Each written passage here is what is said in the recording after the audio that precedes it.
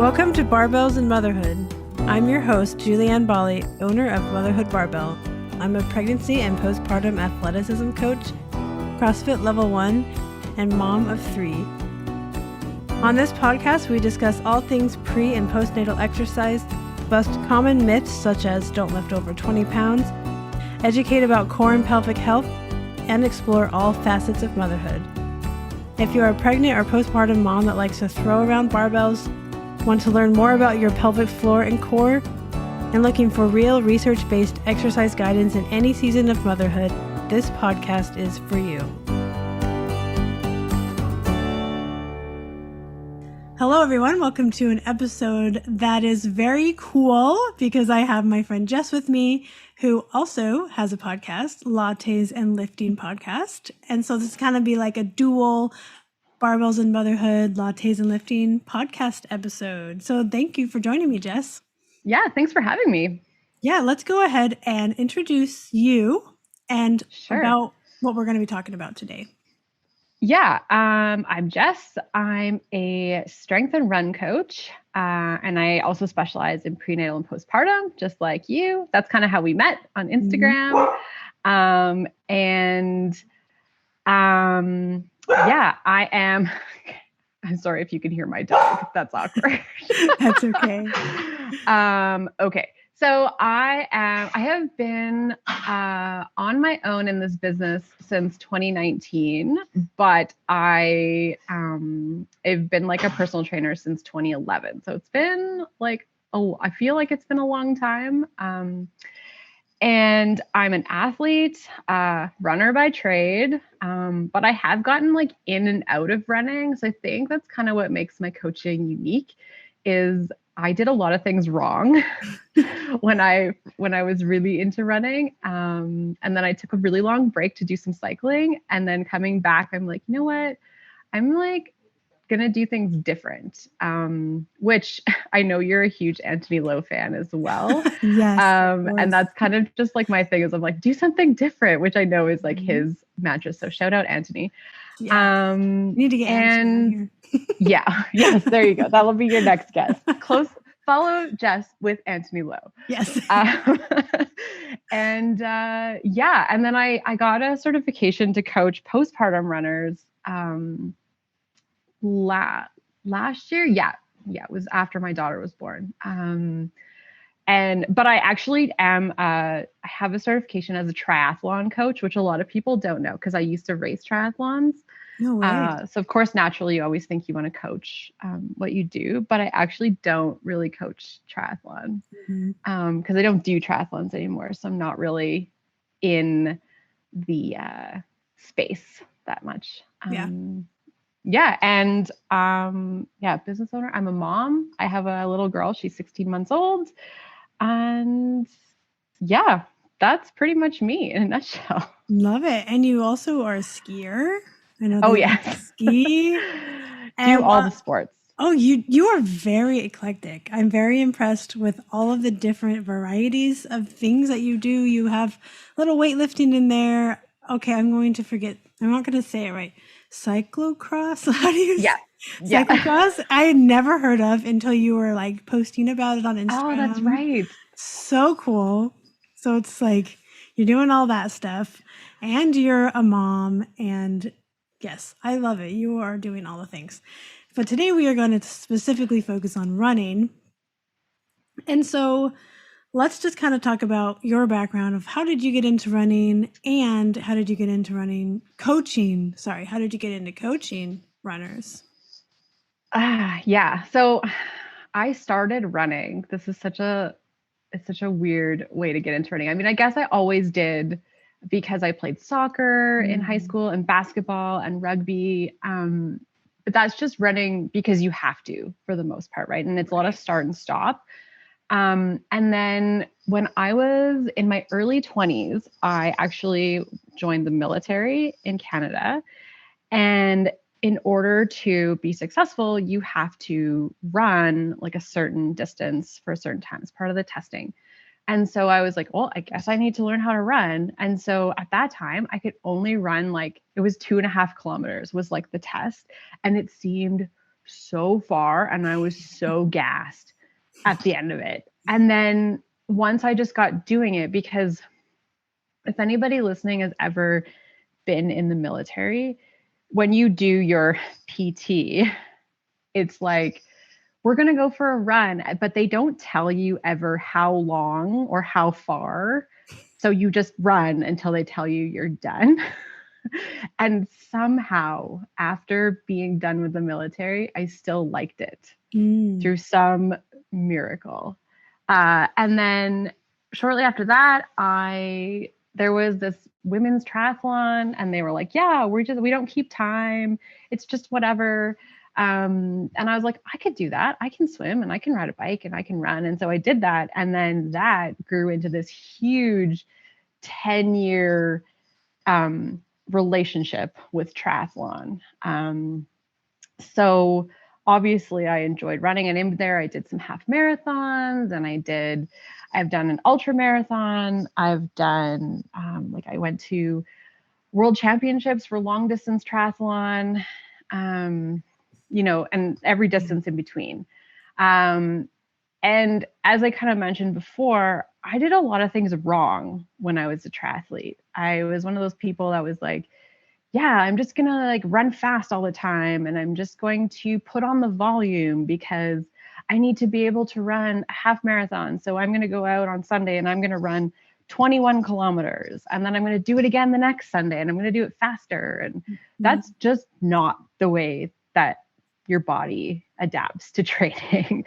So once I became a personal trainer, I guess sort of midway in that journey, I really started to look at what is the proper ways to train. But by that time for me as an athlete, it was kind of too late because I'd already started to get some of the weird smaller injuries. And I was rotating between chiro and physio and massage and athletic therapy, on a weekly basis. So, thousands of dollars in treatments later, and I still had these weird injuries. So I did my last triathlon was actually the World Championships race that I mentioned. And I was like, you know what? I'm done. I'm just going to ride my bike and I'm going to run for fun. And then I started bike racing and got super into that because that's just what I do is I try something and I'm okay at it. And then I just get 100% head first all in. You're nodding, I'm the same. Yeah. And then so I was kind of coaching some runners before because I'd had this in Canada, it's called the NCCP, National Coaching Certification Program, I think. Anyway, so I was coaching some triathletes, but not really. And then I kind of started running like everybody did during COVID because there was no bike racing happening. And I was like, well, maybe this is a good time to get back into, jogging a little. And then I was like, you know what, I could actually do this again. It's quite enjoyable. I had no pressure to sign up for a race because it's not like there was any. Yeah. And then sort of a year later, I was like, oh yeah, I'm running 10K, I'm running 15K. Wow, this is feeling great. And then I got pregnant and I was like, oh my gosh. Classic story.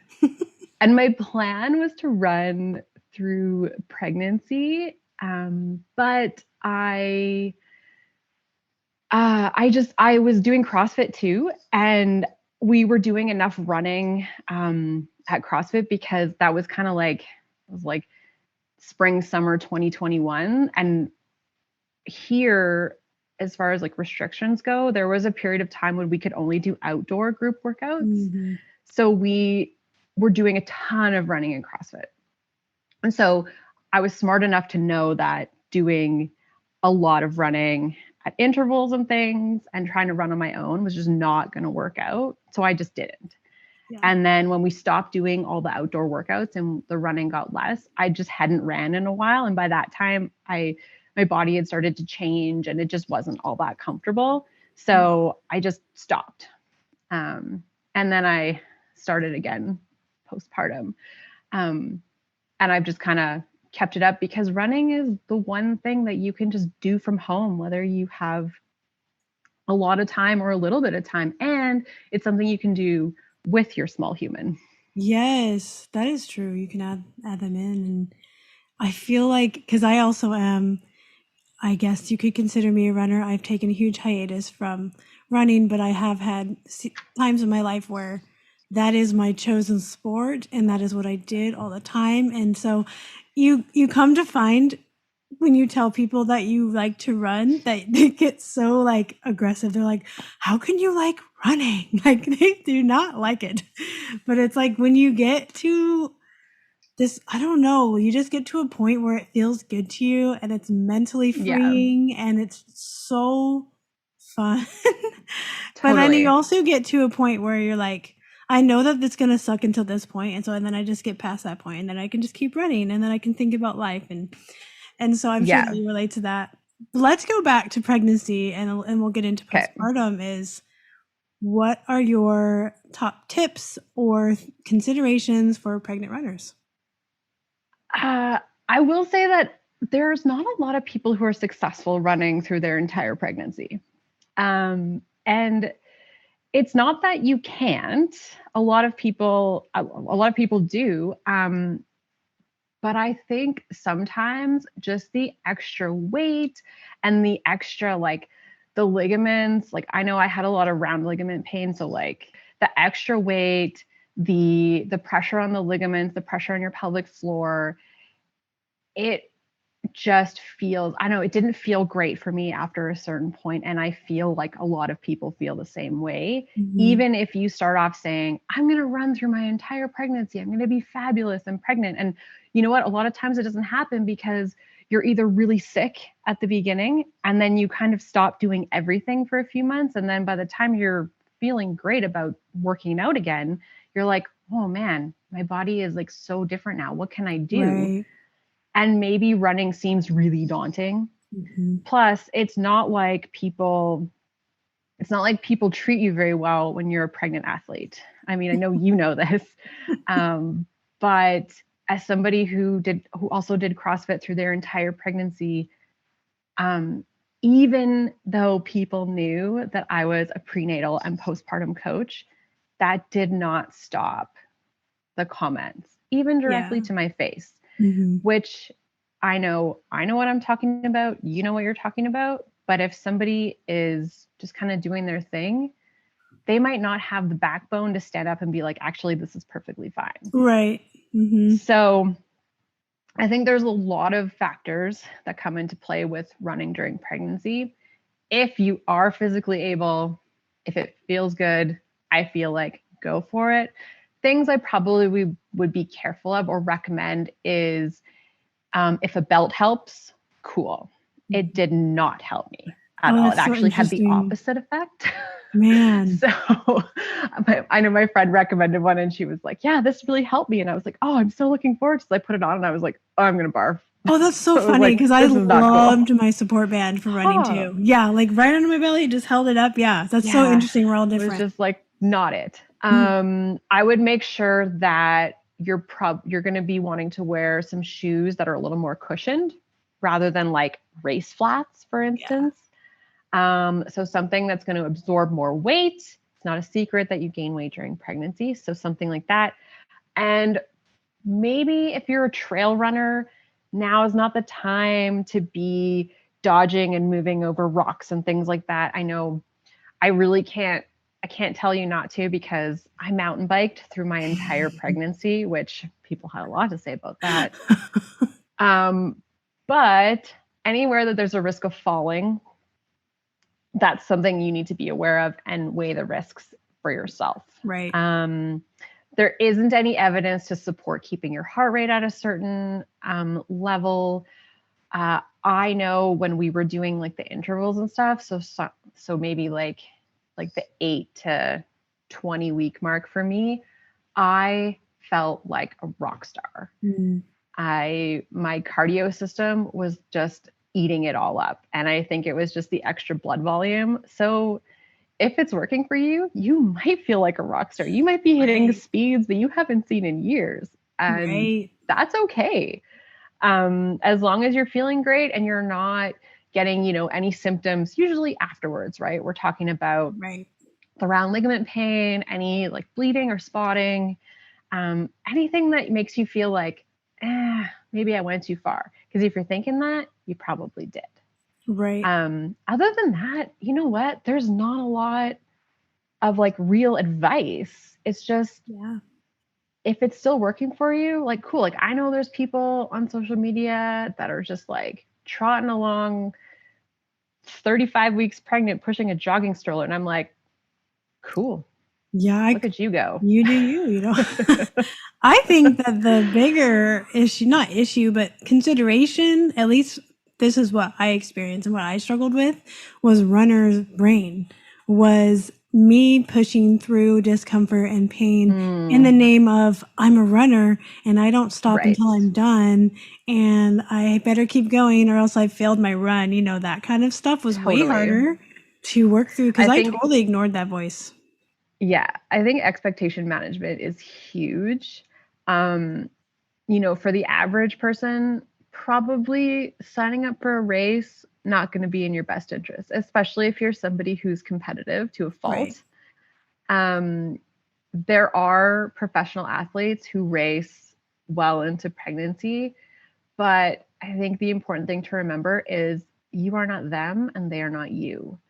I kind of think about, I don't really see it as much with a ton of like runner pregnancies, but I'm seeing it a lot right now because it's really in our face with like Tia-Clair Toomey and how she's gone through the open and she's doing the qualifiers and all these kinds of things for CrossFit.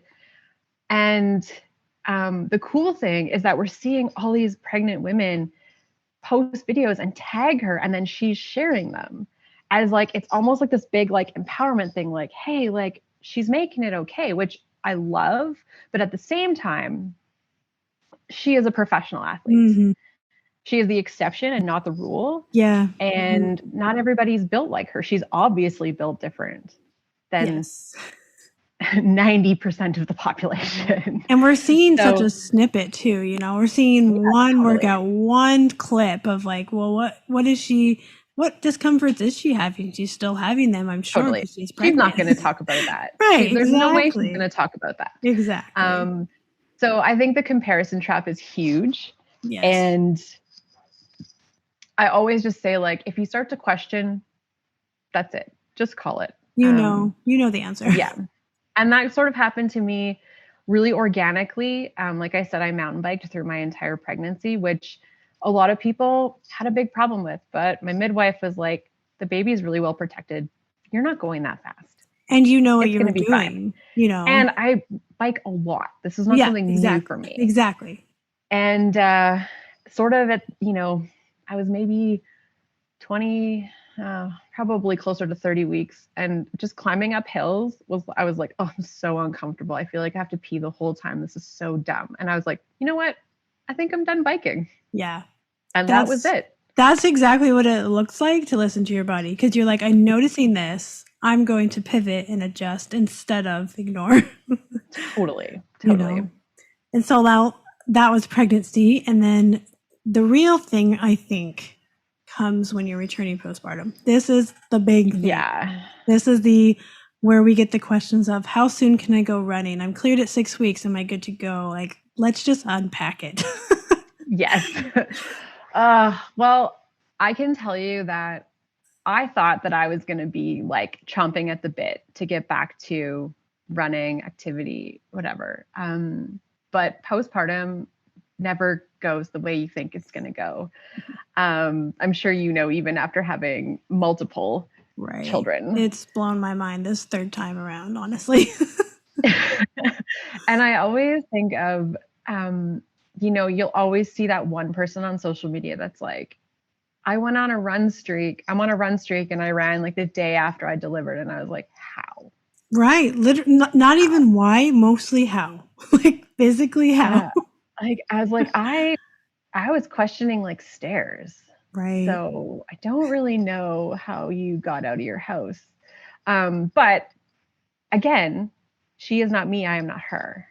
Right. That's the exception and not the rule. So I think the important thing to remember is that no matter what kind of labor you had, the recovery is going to be different, and that's going to dictate your recovery. So even if you had a ridiculously uncomplicated vaginal delivery with no tearing, or you chose to have a C-section, or you did hours of pushing and then had a C-section, that is going to change what happens 6 to 12 weeks down the line.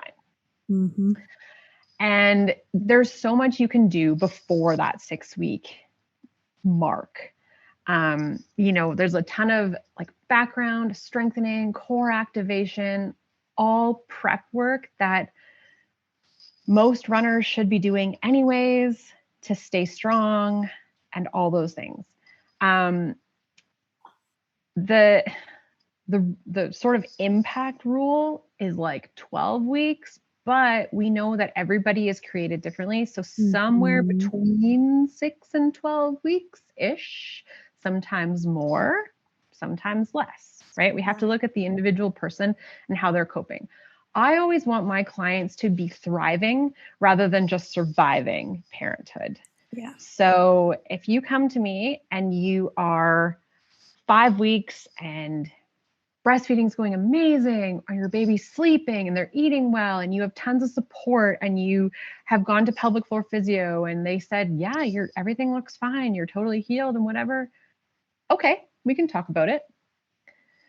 But if you come to me and you are exhausted and you're basically falling apart on our intake call, I'm not going to be part of that journey. Just as part of my integrity as a coach, I can support you in a ton of other ways, but running might not be it right now. So I think, personal story, I had done the Return to Run course. I did mine through Carrie Pagliano. It's like one of my favorite. She's amazing. Physios. And the line on the like Return to Run readiness screen that she uses is 12 weeks. I put it in my calendar and it came, and I was like, and it's not even running. It's like, it's like endurance work in the gym. It's balance, it's strength. It's like a little bit of impact. And I couldn't bring myself to do it. Why? Looking back, I think I needed to be successful. And I was like, if anything goes wrong, I'm going to be so devastated. And it's vulnerable. That might be that might be something that holds you back from getting started is what if I can't do the screen? Then what? Or what if you wait for it was spring when I was kind of getting ready. So like this time of year. So it was like, what if you wait for a beautiful day, you get all dressed up to go running, you sort out your childcare, your kids napping, they're fed, all these things, and you leave your house and you trot down the street and you can't go any further than that. Or you choose not to go any further than that. Right. So I waited a whole extra month to do the screen because I needed to be successful. I needed to walk out the door and go for a run and come back like I felt like I did something that day. Now, running to the end of your street isn't necessarily a bad thing, but in my head, I needed it to be like worth it in quotation marks for me as a runner. So that was something that I never saw coming, but super interesting to look back and be like, wow, why did I need that to be like that? So whenever I coach runners, I'm always like, why do you want to get back to running? Like, what's your motivation for running? Is it fitness? Is it that mental health piece? Because sometimes the mental health aspect outweighs any symptoms that you might be experiencing. And if that's something you're willing to deal with, then that's something you're willing to deal with. But I also think that there's a few unexpected things that people don't think about. So whether you're breastfeeding or not, your boobs are different. Your needs in a sports bra may have changed, right? Your rib cage might be a different shape. We know that is something that happens in pregnancy. So if you were like, if you normally, maybe you have to like buy a new bra and you're like, oh man, like if you've ever ran without a sports bra that doesn't work, like No. It's terrible. Yeah. Your hips might be structurally different. So this might mean a change in your gait pattern. Maybe you chafe where you didn't used to. Maybe you have hip or back pain that you didn't have previously. If you have any pain related to epidural, sometimes that's a thing that might be a new thing, right? Your musculature is different. You're going to be weaker just as a result of the last 10 months, whether you ran or not. It's going to be different, right? So I had this chronically tight adductor muscle, just the one side, which I didn't know was really common postpartum. Is just to have like the adductors that are just like wound up like a knot. And that can be related to pelvic floor symptoms. So that's super fun. Right. All connected. Yeah, so connected. Feet. We know that when you're pregnant, you can gain a whole size. Sometimes it goes back to normal, sometimes doesn't. My feet didn't change size, but the needs of my feet changed. So the type of shoe that I was used to wearing for the last 10 years didn't work anymore. So I had to go to the store and be like, help me. And now I run in a whole different brand. Clothes fit differently, brands that you used to like, styles that you used to wear, they might not work. So I think it sounds pretty negative, but understanding the changes that can happen can help us make a plan that suits your body and your needs. But there's also not like a standard for readiness. It's just not that simple. Yeah. And the run screen itself is not yes or no. It's like it's not pass fail. It's like green light, yellow light. I call it reddish because I can't tell you what you're not going to do. That's not my job. My job is to help you see that maybe there's something we can do to get you to where you want to be. Right. Right. There's so many considerations, so many variables, so many different bodies, so many different things that can happen. But let's talk about something that's very common that we hear postpartum with impact is all of a sudden people start leaking that maybe they've never had that happen before. And it might feel really scary, or you might feel like shame and you don't know who to talk to about it. And you can talk to us about it, by the way, if you're listening to this, but always talk to us about it. Or obviously a pelvic floor therapist. But let's just give a few basic tips of, hey, I'm leaking while I'm running. What are some of the things that I can do? Obviously, yes, we want them to get evaluated by a PT, but what are some like basic tips that we can give them? Yeah, for sure. So step one, ask yourself some questions. Let's try to keep a level head and let's get clinical. Think like a clinician, not try to keep your emotions a little bit off to the side, even though it can be an emotional thing. So notice when it's happening, how it's happening, and why is it happening? What are the circumstances? Is it trails? Is it pavement? Is it after a certain distance? Is it at a certain pace at a certain distance? Is it uphill, downhill, a certain time of day, after a poor night's sleep, after you've been coughing for 2 weeks because your toddler brought home another illness? There's so many variables that I want to know if you come to me and say that you're leaking. What I also want to know is, can you change it? So if it happens at a faster pace, so let's say you're kind of into that zone 4, like high output, and you've been running for like 2 or 3K and then you start leaking. Okay, what happens if you back off slightly? What happens if you change your cadence? What happens if you're going uphill?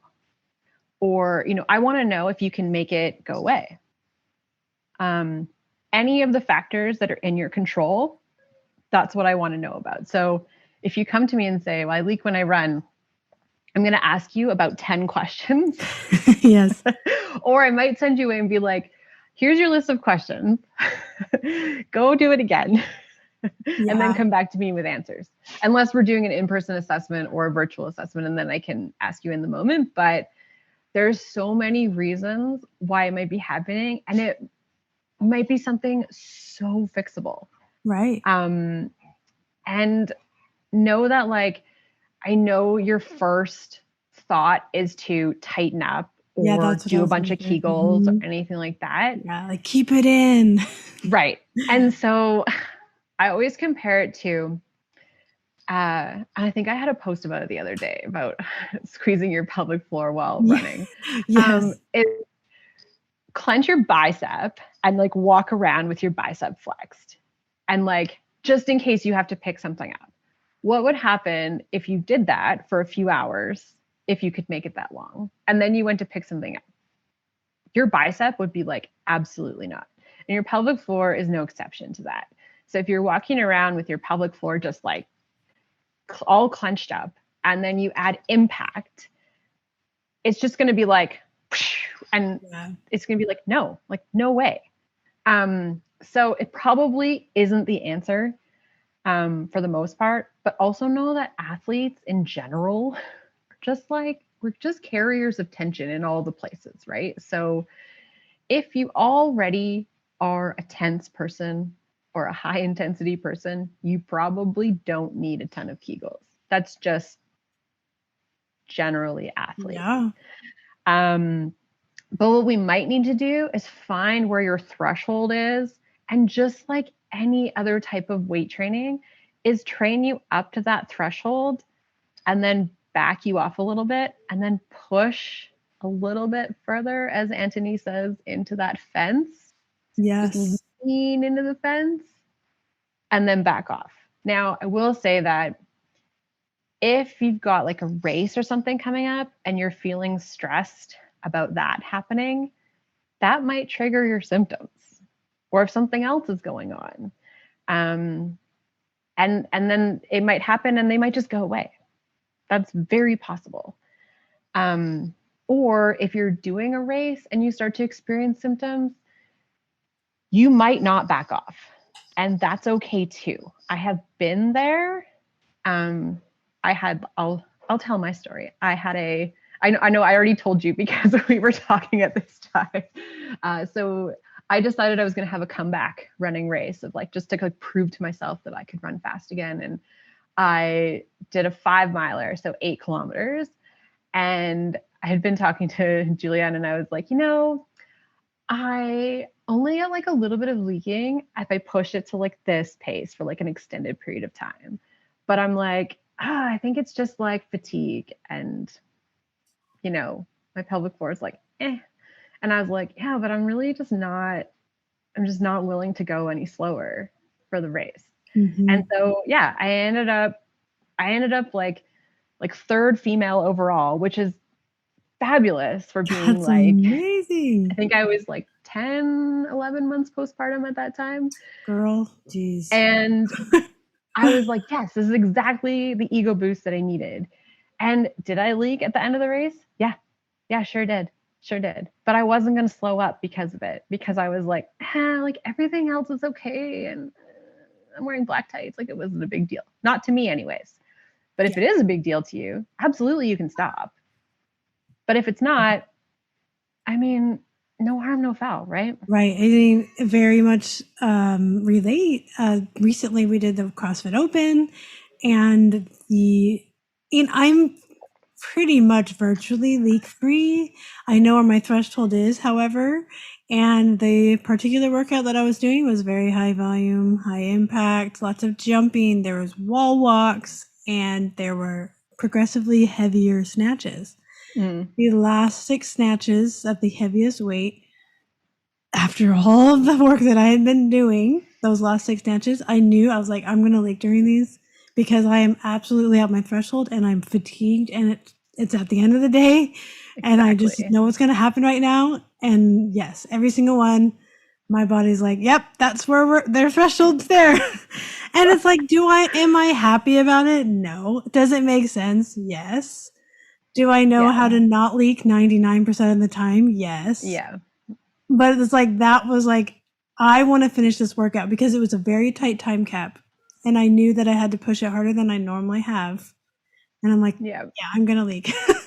And so it's like, yeah, the 1% of the time it might happen for like the end of the race or the last 6 snatches of a workout. But the majority of the time, like, we usually aren't leaking. We know how it all works, you know? Totally. And I think just getting clinical and asking yourself the questions, it would be the same as any sort of running niggle. That's kind of like those like tiny little like pokey injuries that are like, hey, excuse me, I'm your knee or I'm your foot or whatever when you're running, is just ask yourself some questions like, when did it happen? What were the circumstances? What was going on in my life? And can I change it? Yeah. Right? Those are all really easy things. And it could be a super easy solution, right? It could be just like, hey, maybe instead of contemplating that extra bathroom break before the race, maybe I take it. I just know myself. I'm going to have to pee. Or maybe you don't have a third cup of coffee. Maybe you keep it to 2 because you know the third pushes you over the edge, right? Mm-hmm. It's as easy as saying those shoes hurt my feet past 10K. So therefore I don't wear them past 10K, right? We can put pelvic floor symptoms in the same category as other like I'm not injuries, but like things that bother us. Yes. Right? It doesn't, if your foot hurts and you're in a race, you don't have to stop running. You're probably not going to break your foot. Like, you're not going to break your pelvic floor either. Yeah. Your body's not, I like what Carrie Pagliano says, that you're not that fragile. We really aren't. We have to be able to keep kicking, you know? We're so tough. Like, our bodies are so resilient. And that's like messaging that I try to get out there constantly is like, yes, these things may happen.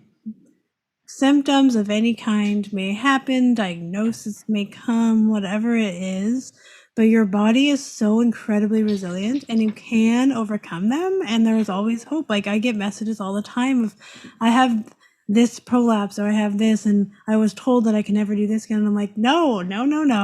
There is always hope. You can get back to running. You can get back to CrossFit or whatever you love doing. There can be a way to do it. Yes.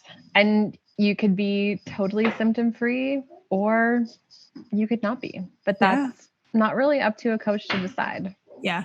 As long as they know that there are options and they do not have to feel like they have to give up, because they don't, you know? Exactly. This is so good. I love it so much. Running is amazing. And if you hate it, try it again. Go on. Or try it with a coach. Yeah. If you can't get into it, honestly, it's probably not you. No. But if it is not your thing, then it's not your thing. It isn't. And I totally respect that. I say that all the time. People be like, why do you like running? And I'm like, I just do. And they're like, I don't. And I'm like, that's okay. That's no big deal. And know that you can take a break and come back, because there was a time when I was like, I'll never run again. And now I'm like, I'm doing a 30K mountain run. Oh my gosh, you're amazing. Oh my goodness. And debating signing up for a half marathon later in the year so I don't waste my fitness. Oh my gosh, Jess, which is such a runner thing to say. That is so hilarious. No, but it's so true, because like I said before, I would run as my chosen sport, like 3 days a week. That's what I did all the time. Like 20 miles a week was my baseline. And then, you know what? Life changes and circumstances change and schedules change, and I don't run regularly anymore. I went on like my first like actual formal run like a couple weeks ago. I just ran a 5K because I was like, I haven't run for real in a while. Let's just try it. And it felt horrible, of course, because I don't do it anymore. But it's like, I do running in CrossFit, like, you know, you were saying before, but it's like, it doesn't matter though. If I wanted to get back into it, I could. And maybe I'll have a schedule that it would work to do that. But it's okay that I'm not right now, but it doesn't mean I'm not going to be able to do it again. It never fails. I don't know if my CrossFit gym would never post the workouts until the night before. Mm-hmm. So it would never fail that I would do a run and then the next day would be running and I would be like, I know it. This ball is killing me all the time. You can't really balance like a training load if your gym is like sort of secretive about their makes workouts. It's very tough. Plan. I do know, however, they do have like a day a week where it is more like active recovery. So that I'm like, okay, if I wanted to go and run, this would be a great day to do that because it would really line up with what they're doing at the gym or whatever if I didn't go that day. But yeah, it's hard to balance it all. And so I'm just focusing mostly on strength right now and, eventually getting toast to bar and double unders one day in my life. Well, and I think it's cool to see that there's different seasons of athleticism. Totally. Like not just like, in the summer I run, but like right now I'm in a season where running feels really great and I'm happy to focus on it with having strength be there to support my running, but I kind of let CrossFit go just for logistics purposes. Yeah, absolutely. I mean, you have to, if especially if you're training for a race or something, like you have to be very strategic of like, this is how I'm using my hours that I have. And my body can only do so much, you know what I mean? So yes, you cannot do everything, even if you really want to. It's so hard for some of us to hear, right? Be like, no, but I want to do it all. And I could do it all when I was 20. Yes. Oh my God. Recovery time is just, oh my gosh. Yeah. Especially if you're like I would love to wake up early and go and do a run at like 6:30 and be home, walk in the door for breakfast. But that would be the day that my child wakes up at 5. Right. Or earlier. Is so hard. I am in a current toddlers do not respect your training schedule. No, none of them. None of them respect it. Well, it's hard because like I'm in a season of I am just not recovering well. I'm not sleeping enough. And like obviously I have an infant, like obviously. But it's hard. It's hard to not recover well. But I also say like you control the controllables, which is always my best race advice too, is can't get upset about the weather. That's not your fault. Can't get upset about other people in the race. That's not your fault. But you have a list of things you can control. So sleep for you and me for that matter, not something you can control all the time. No. But you can control your nutrition. Right. You can control my water. Your hydration. Yeah. You can control your attitude about the situation. And that might be it. Yeah. But it's hard. Has to be enough sometimes. And I hate the people that are like, oh, like if you're not getting 8 hours of sleep, like don't even exercise. And I'm like, moms would never exercise. Moms? Never. Like, yeah, okay. I've never heard someone actually say that. That's hilarious. It's usually like the 20-something dudes that are like, I'm a new personal trainer and I'm going to overhaul your sleep routine and help you, get rid of the mummy tummy. Oh, please. And I'm like, take a hike. Yeah. What? No. Yeah. I think honestly, control the controllables is probably my best advice to anybody. That's so good. Make a list of the things that are within your control and go with it. Especially during these seasons of pregnancy and postpartum when there's so much not in our control, There's just, we can do all that we can do, but in the end of the day, there's just going to be things that happen and we don't have control over. So that's really good advice, especially for runners, all of us really, but this has been so good. Thank you so much for this amazing conversation. Yeah, you're welcome. About running and this has been great. Thank you for joining me. Thanks for having me.